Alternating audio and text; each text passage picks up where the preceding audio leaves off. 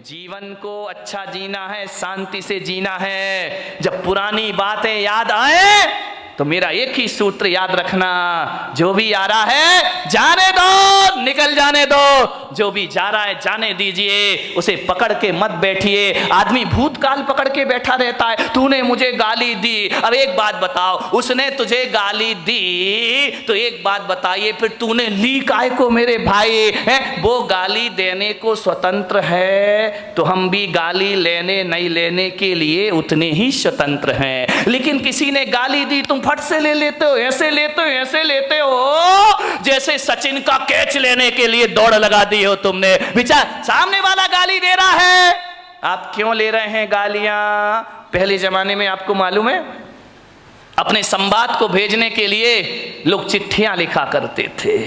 चिट्ठी लिखते थे और क्या करते थे मालूम है? उस चिट्ठी में टिकट नहीं लगाते थे।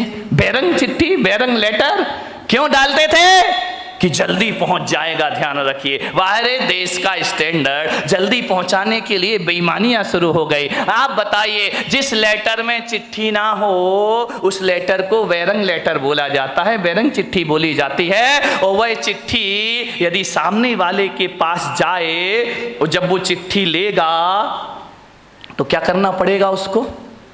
बोलो, पैसे देना पड़ेंगे ना? कितने देना पड़ेंगे? डबल देना पड़ेंगे, क्योंकि टिकट नहीं लगी है, वहां का भी चार्ज लगेगा, यहां का भी चार्ज लगेगा। एक बात बताइए बारामती वालों, यदि बेरंग चिट्ठी तुम्हारे घर में आई है आपको डबल पैसा देना पड़ेगा।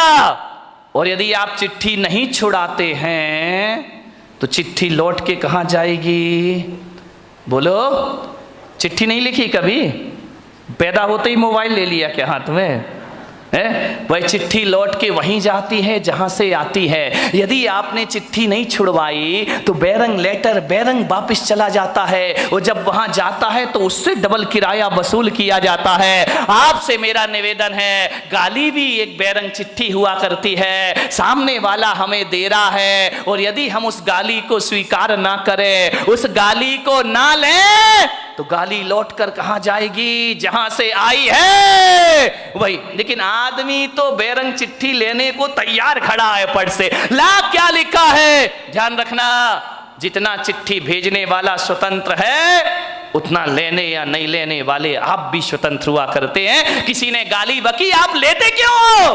उसको वापस छोड़ दीजिए, जहां से गाली आई है वहीं पर लौट कर चली जाए।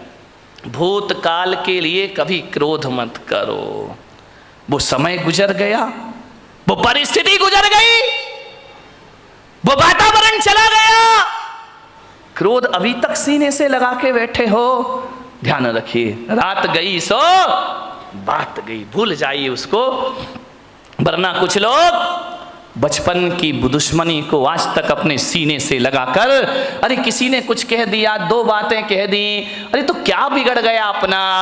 यदि लड़ाई झगड़े में तुम जीत गए, जब भी ध्यान रखना, देवरानी से लड़ाई हो, सास से लड़ाई हो, भाई भाई की लड़ाई हो, बाप बेटे में लड़ाई हो, आदमी ये प्रयास करता है कि मैं जीत जाऊं, सामने वाला हार जाए तो बड़ी शांति मिला करती है। एक बात बताइए, आप एक बात मुझे बता दीजिए कि आप यदि छोटे मोटे झगड़ों में जीत गए तो क्या रामनाथ कोविंद आपको भारत रत्न का अवार्ड देंगे? नहीं नहीं देंगे तो बताओ, फिर खूब लड़ो, हाथ में डंडा ले लो, पत्थर, कौन सा सम्मान मिल जाएगा? यदि दो लोगों के विवाद में एक आदमी जीत गया तो उस समय ये सोचना, इससे मुझे कौन सी उपलब्धि मिल गई, कौन सा प्रधानमंत्री मेरा सम्मान कर देगा, कौन सा राष्ट्रपति मुझे अवार्ड देगा, कौन मुझे भारत रत्न बना देगा? आप बताइए, आप जीत भी गए भाई से झगड़ के, देवरानी से यदि जिठानी जीत भी गई तो कौन सा उसे वर्ल्ड कप इनाम में मिल रहा है? विचार करिए, आप इतना दिमाग लगा लीजिए, लड़ने की क्या जरूरत, झगड़ने की क्या जरूरत है? और इस लड़ाई में जीत भी गए तो कौन सा हमारा नाम हो जाएगा, कौन सी मालाएं हम पर डलेंगी? अरे इतना ही जीतने का शौक है ना, तो जाओ सीमा पर पाकिस्तान को जीत कर आओ, भारत तुम्हें सम्मान की निगाहों से देखेगा, हिंदुस्तान में तुम्हारा सम्मान बढ़ेगा।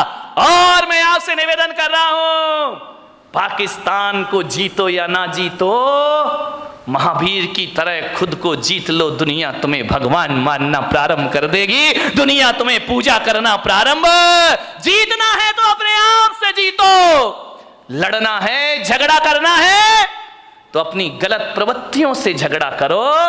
ये दुनिया तुम्हें महापुरुषों की श्रेणी में ले जा करके बिठा। आदमी छोटी मोटी लड़ाइयों को बहुत बड़ी जीत समझता है। दो भाई लड़ गए, जीत गए तो अरे हम तो बहुत बड़े विश्व विजेता बन गए।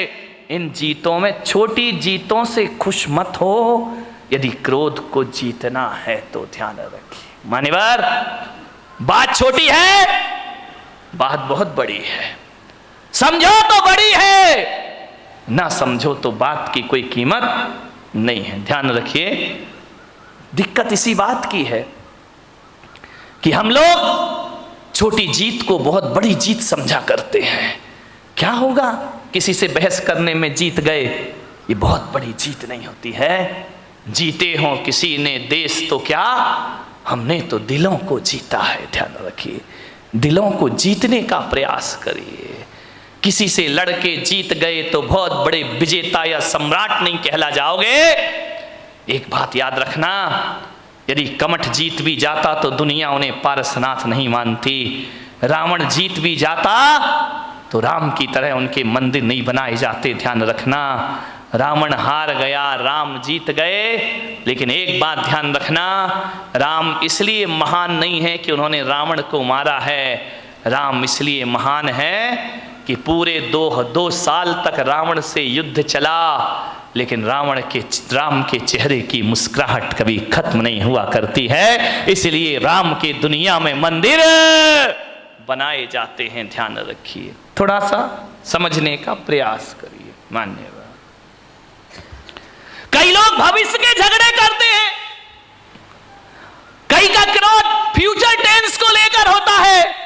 मेरा क्या होगा, कल कह रहा था ना वो सेठ, मेरे बच्चों के बच्चों का क्या धत तेरे की सामान 100 बरस का पल की खबर। क्यों जोड़ रहा, क्यों इतना सब कुछ कर रहा, आने वाली पीढ़ी के लिए जोड़ करके जा रहा हूं, उनका भविष्य बना रहा हूं। अपना बच्चों का भविष्य बनाने में भाई का भविष्य बिगाड़ देते हो आप। विचार करिए, अपनी आने वाली पीढ़ियों के भविष्य के लिए वर्तमान पीढ़ियों को आप तबाह कर देते हो। ध्यान रखना है मान्यवर, भविष्य को लेकर क्रोध करते हैं। एक मुल्ला नसरुद्दीन था, वो बंबई जा रहा था, पूना से, यहां से तुम्हारी बारामती से बंबई जा रहा था। बेटा स्कूल से आया, जैसे ही स्कूल से बेटा आया उसने बैग रखा, मुल्ला ने तड़ा तड़ 10-20 चांटे जमा दिए उसके गाल में। पत्नी बोली, यार तुम्हारा दिमाग खराब हो गया है, बच्चा अभी स्कूल से आया है और तुमने इसको 10 चांटे लगा दिए। अरे मुल्ला ने कहा तू चुप खड़ी रह, तू बीच में मत बोल। अरे तो बोले तू मार काय को रिया है, बोले मैं बंबई जा रहा हूं इसलिए इसकी पिटाई कर रहा हूं। अरे यार ये कोई बात है कि तुम बंबई जा रहे हो बच्चे की पिटाई कर रहे हो। अरे बोले मार लेने दे आज इसको जी भर के। अरे बोले तू कैसा बाप है भाई, एक बाप बच्चे से दूर जाता है तो गले लगाता है, प्यार करता है, और तू इसकी पिटाई कर रहा। मुल्ला ने कहा आज इसे जी भर के पीट लेने दे, मैं बंबई जा रहा हूं, महीने भर लौट के नहीं आऊंगा, आज इसे पिटाई करके जाऊंगा। अरे पत्नी ने कहा कि यार मार क्यों रहा है, बोले तू नहीं समझेगी, मार इसलिए रहा हूं कि अब मैं महीना भर तो घर आऊंगा नहीं, परसों इसका रिजल्ट आने वाला है और मुझे मालूम है फेल होगा, और जब मैं यहां नहीं रहूंगा तो इसे मारेगा कौन। तेरे की आदमी, फिजूल की बातों के झगड़े हमारे घरों में हुआ करते हैं। जिठानी लड़ती है, पति समझाता है कि झगड़ा मत कर, तुम कुछ नहीं समझते हो, तुम्हें अपने बच्चों का भविष्य दिखाई नहीं दिया करता है, भविष्य को लेके झगड़े कर रहे हो। एक बात ध्यान रखिए, न भूत को स्मरण करो न भविष्य की चिंता करो, वर्तमान में जियो और वर्धमान बन करके खड़े हो जाइए, आपके जीवन की समस्याओं का हल हो जाएगा। जो वर्तमान में जिएगा वो वर्धमान होगा, जो भूत में जिएगा भूत बन जाएगा। भविष्य हमारे हाथ में होता नहीं है, ध्यान रखिए मान्यवर। किस बात के झगड़े होते हैं, छोटी छोटी बातों पे लड़ जाते हैं हम लोग। दिक्कत इस बात की है, जहां 4 लोग मिलते हैं बात की शुरुआत तो बहुत अच्छे से होती है, इतने अच्छे से, लेकिन एंड बहुत बुरा हुआ करता है। लास्ट में हमारी सभाओं का, हमारी मीटिंगों का अंत लड़ाई झगड़े से हुआ करता है। इकट्ठे तो होते हैं, आओ बैठो कुछ विचार विमर्श करेंगे, ऐसा विचार विमर्श होता है कि बाद में हाथापाई पर नौबत आ जाया करती है। मान्यवर, आज संसद में क्या हो रहा है, विधानसभा में क्या हो रहा है, माइक फिक रहे हैं, कुर्सियां फिक रही हैं, जूते फिक रहे हैं, ये देश का आदर्श हो गया है। क्या प्रेरणा लेगी जनता इन लोगों से? मान्यवर, जीवन को महान बनाना है तो सहन करना सीखिए। सहनशीलताएं खत्म हो गई हैं हमारी। दो बात किसी की कोई बर्दाश्त नहीं करता है। पति कहता है मैं पत्नी की नहीं सुनूंगा, पत्नी कहती मैं तुम्हारी नहीं सुनूंगी, सास कहती मैं बहू की क्यों सुनूं, बहू कहती है मैं बुढ़िया की क्यों सुनूं। अब तुम अपने घरों में तो किसी की सुनना नहीं चाहते हो और मेरे कमरे में आके मुझे सब सुना के चले जाते हो। तो भैया जब सास नहीं सुन रही, बहू नहीं सुन रही, भाई नहीं सुन रहा, देवर नहीं सुन रहा, तो पुलक सागर काहे को सुनेगा तुम्हारे? जो आता है वो मुझे सुना के हमारे घर में ये हो रहा वो हो रहा, इसका स्वभाव खराब उसका स्वभाव खराब। जब तुम नहीं सुन रहे तो मैं काहे को सुनूं? लेकिन मैं अपने को किस्मत वाला समझता हूं कि जो बच्चे माँ बाप की नहीं सुनते, जो सास ससुर की नहीं सुनते, जो भाई भाई की नहीं सुनता, देवरानी जिठानी की नहीं सुनता, मेरी किस्मत है कि घंटे भर तुम शांत होकर मुझे सुनते हो। इससे ज्यादा मेरी किस्मत दूसरी। कितने शांत होकर सुन रहे, मैं कुछ भी बोल रहा हूं, तुम तो बड़े शांति से सुन रहे। एक बात बताऊं बारामती वालों, इतने शांति से यदि घर की बातें सुन लो, घर वालों की सुन लो,